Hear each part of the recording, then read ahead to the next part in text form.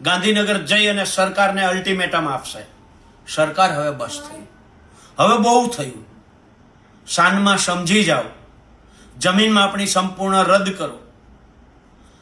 જે વીજ કંપનીઓમાં તમે લાખ, 1.5 લાખ, 2 લાખ, 5 લાખમાં ખેડૂતની જમીન જબરજસ્તીથી પચાવો છો, એની સામે ખાસ એસઓપી બનાવો કે ખેડૂતને એક થાંભલા દીઠ 2 કરોડ વળતર, અથવા એક થાંભલા દીઠ માસિક 30,000 રૂપિયા ભાડું, અથવા 2013ના જમીન સંપાદનના કાયદા મુજબ માર્કેટ ભાવના 4 ગણું વળતર આપો. ખેડૂતોનું દેવું સંપૂર્ણ માફ કરો. ખેડૂતોની ખેત પેદાશ અને પશુપાલકોના દૂધ માટે એક એમએસપીનો કાયદો બનાવો.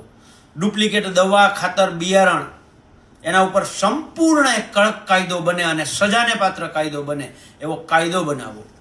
અને ખાસ ડીઝલ અને ખાતરમાં જે ભાવ વધારો કર્યો છે એને પાછો ખેંચવામાં આવે, આવી માંગો સાથે આવો આપણે સૌ સાથે મળી અને ગાંધીનગર તરફ જઈએ. અને ગુજરાતના એક એક ખેડૂતના દીકરાને આહવાન કરું છું, જો આજે નહીં જાગ્યા તો આપણે માત્ર ને માત્ર હરતી ફરતી લાશો છીએ.